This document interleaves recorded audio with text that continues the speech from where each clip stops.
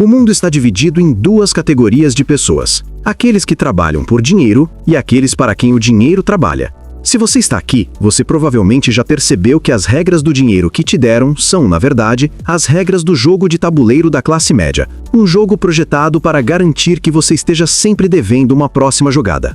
Este não é um vídeo sobre cortar gastos. Este é um vídeo sobre a engenharia da riqueza. É sobre desvendar o que chamo de a quarta lei da renda. Você conhece as três primeiras: renda ativa, seu salário; renda extra, seu bico; e renda passiva, seus investimentos. Mas a quarta lei, a que realmente acelera a acumulação de patrimônio, é a renda invisível. E você nunca a viu porque ela está oculta na sua forma de pensar. A renda invisível é o dinheiro que você deixa de perder. É a rentabilidade que você gera ao evitar a erosão inflacionária. É o custo de oportunidade que você captura ao dizer não ao consumo desnecessário. Antes de falar de ativos, precisamos dominar essa renda invisível. Mas para que essa jornada faça sentido, eu preciso saber quem está disposto a mergulhar de cabeça nesta educação financeira de verdade. Se você está pronto para virar o jogo, desce aqui e comenta agora. Educação financeira é a chave da riqueza. O conflito da escassez, o salário como remédio, não cura. O primeiro grande erro que a educação financeira tradicional comete é tratar o seu salário como a solução, quando ele é apenas o remédio para a sua escassez. A maioria das pessoas vive sobre a mentalidade da escassez. Elas veem o dinheiro como um recurso finito que está sempre prestes a acabar. O salário é um alívio temporário, mas nunca cura. Vou te contar a história de Ana. Ela era eficiente, ganhava um bom salário, mas todo final de mês sentia um aperto. O problema de Ana era a identidade financeira. Ela se via como aquela que paga contas e não como aquela que constrói patrimônio.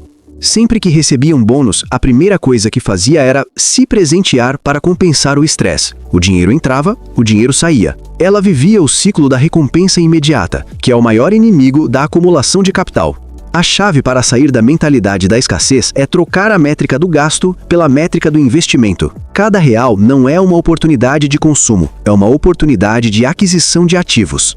O foco não é quanto você gasta, mas quantos ativos você consegue fazer o seu dinheiro comprar. A síndrome do herói financeiro e a derrubada da dívida emocional.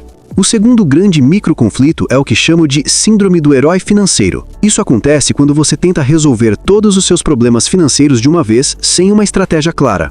Você corta todas as despesas, tenta investir tudo o que sobra e, inevitavelmente, quebra a cara em 2 meses por exaustão. A educação financeira eficaz não é sobre sofrimento, é sobre sustentabilidade. O ataque à dívida, por exemplo, não deve ser apenas matemático, ele deve ser emocional. A dívida ruim, com juros altos, tem uma carga emocional que te impede de ver o futuro. Você não paga a dívida só com dinheiro, você a paga com foco e prioridade.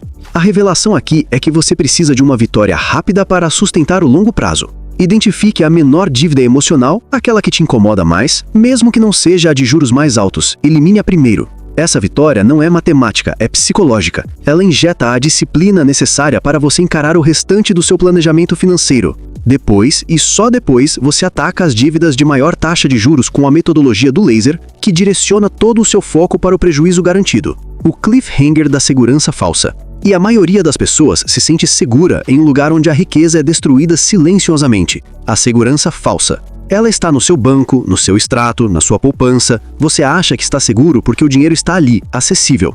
Mas o que a educação financeira de alto nível ensina é que a verdadeira segurança não está na liquidez imediata do dinheiro parado, mas na multiplicação e na proteção do capital contra o predador invisível.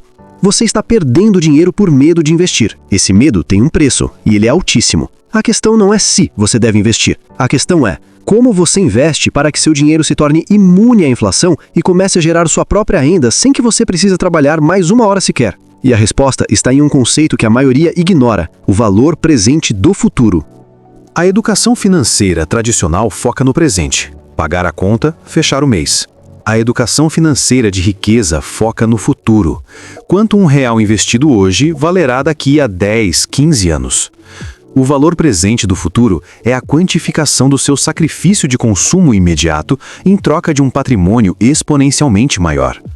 Quando você deixa de gastar R$200 em algo que desvaloriza e o aporta em um ativo que se multiplica, você não está economizando R$200. Você está comprando um valor futuro que pode ser 20 ou 30 vezes maior.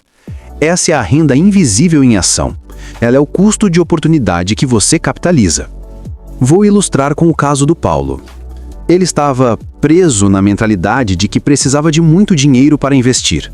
Por anos, ele guardava R$ 500 no colchão mental da poupança.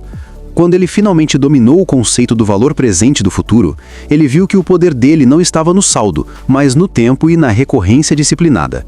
Ele começou a ver cada aporte não como uma subtração da sua renda, mas como uma multiplicação do seu futuro.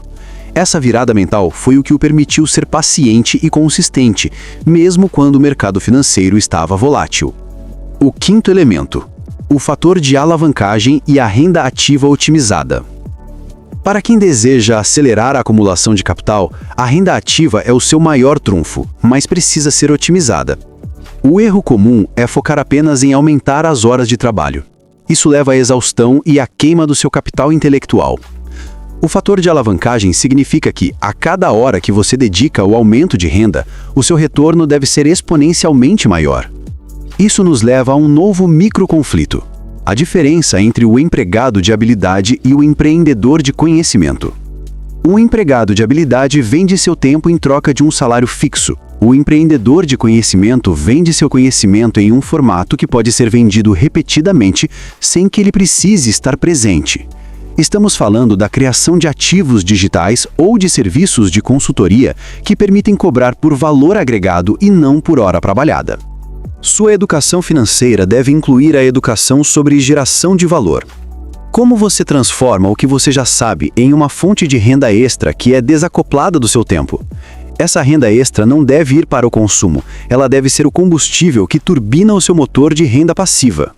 O paradoxo do grande investidor e a compra do fluxo de caixa. E aqui está o segredo de investimento que a maioria das pessoas não entende. O grande investidor não compra apenas ativos que valorizam, crescimento. Ele compra fluxo de caixa, renda. O patrimônio não é apenas o valor de mercado de tudo que você tem. É a capacidade dos seus ativos de colocar dinheiro novo no seu bolso todos os meses. Se você tem um grande patrimônio, mas ele não gera renda, você continua dependente do seu salário. A verdadeira liberdade financeira começa quando você tem um fluxo de renda passiva que cobre suas despesas essenciais. Seu primeiro objetivo não é 1 milhão. Seu primeiro objetivo é a segurança operacional. A educação financeira te ensina a ver as finanças pessoais como uma empresa. Sua vida é o balanço. A renda ativa é a receita de vendas. E a renda passiva é o lucro líquido que você precisa aumentar. E a forma de aumentar esse lucro é reinvestir todos os rendimentos gerados pelos seus ativos, transformando cada centavo em um novo soldado a serviço da sua riqueza. Mas como garantir que essa máquina funcione de forma consistente e que você não caia na tentação de retirar os lucros antes da hora, destruindo o efeito exponencial dos juros compostos? A resposta exige o domínio de uma ferramenta de disciplina financeira que os bilionários usam e que é acessível a todos, mas quase ninguém aplica. Essa ferramenta é a automação de crescimento. O erro número 1 da gestão financeira pessoal é depender da força de vontade para investir. Se você tem que decidir todo mês aportar dinheiro, você falhará. A força de vontade é finita, a automação é infinita. A automação de crescimento significa que, no dia em que seu salário ou renda ativa cai na conta, o aporte para investimentos é a primeira conta a ser paga, antes do aluguel, antes da luz, antes de qualquer coisa. É a regra de pague-se primeiro, levada ao extremo da automação bancária. Você não vê o dinheiro, você não sente a tentação de gastá-lo e ele começa a trabalhar imediatamente para você. A educação financeira prática ensina a eliminar o atrito. Quanto menos esforço você tiver para fazer o que é certo, investir, mais consistente você será. A disciplina não é um traço de caráter, é um sistema bem arquitetado. O sexto elemento, o capital social e a blindagem do ambiente. Um aspecto crucial e que a maioria dos canais de finanças ignora é o capital social. Seu ambiente social é o maior predador silencioso da sua riqueza. Se você está cercado por pessoas que valorizam o consumo imediato, o endividamento e a exibição de bens, você terá que lutar contra uma correnteza cultural todos os dias. Isso é exaustivo e insustentável no longo prazo. Vou te contar a história de Rafael.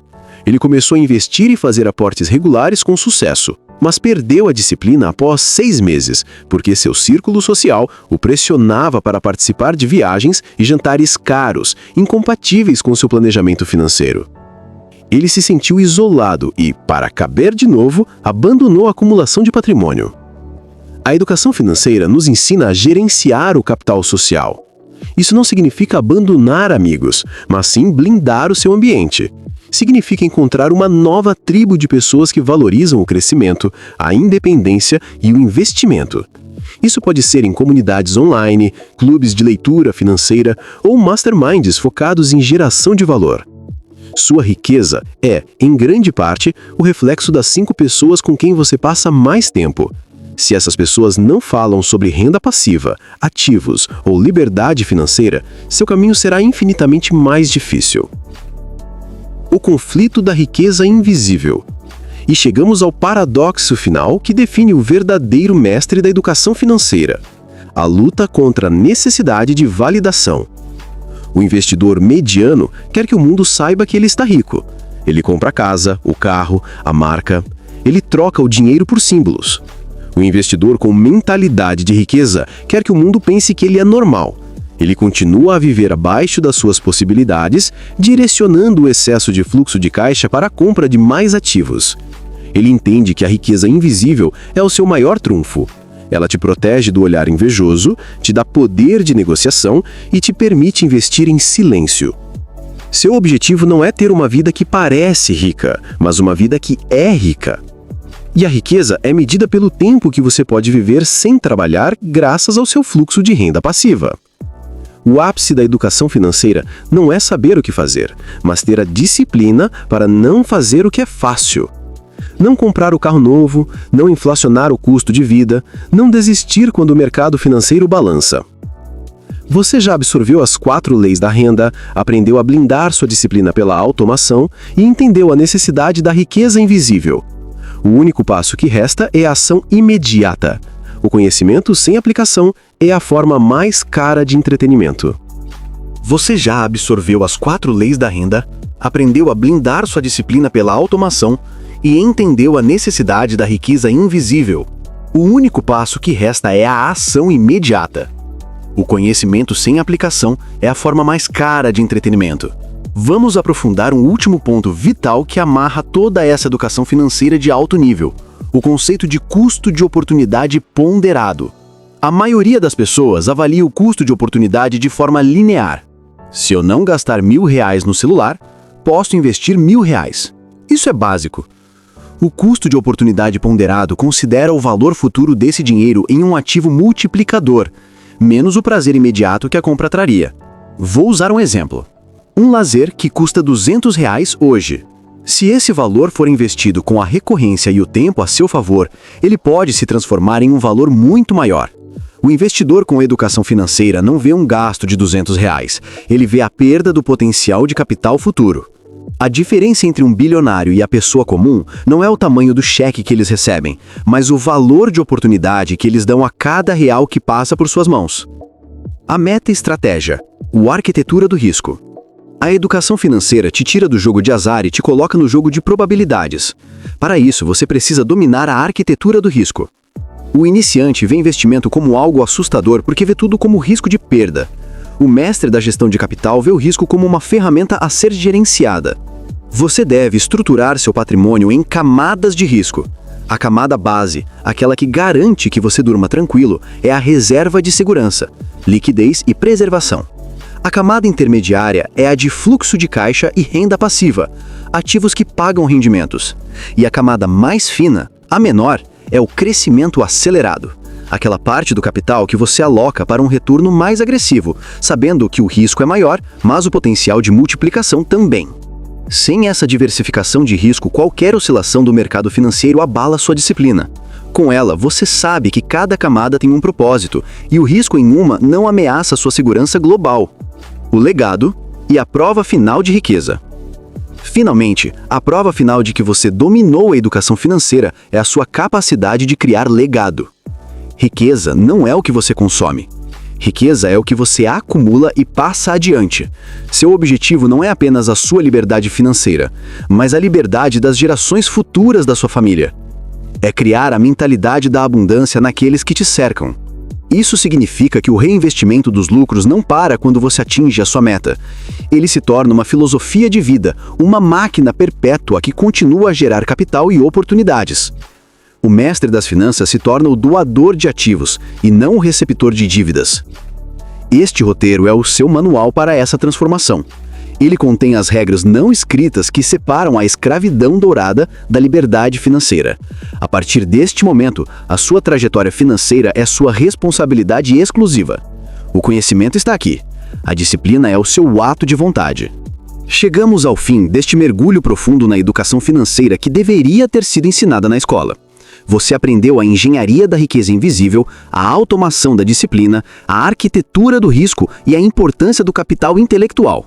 Se você absorveu este conteúdo, você tem a chave para a porta da liberdade financeira. O caminho está traçado. Eu te desafio a não apenas assistir, mas a aplicar o orçamento de crescimento zero neste próximo ciclo. Eu te desafio a automatizar seu primeiro aporte antes mesmo que seu salário caia na conta. Se você está saindo deste vídeo diferente de como entrou, eu peço que você reforce a sua missão. Comente pela última vez. Educação financeira é a chave da riqueza. Compartilhe este conhecimento, porque a riqueza só cresce quando é distribuída. Curta o vídeo e se inscreva no canal para não perder o próximo passo, onde vamos destrinchar como transformar suas habilidades em ativos digitais de fluxo de caixa. A sua jornada começa agora. Seja um mestre do seu dinheiro.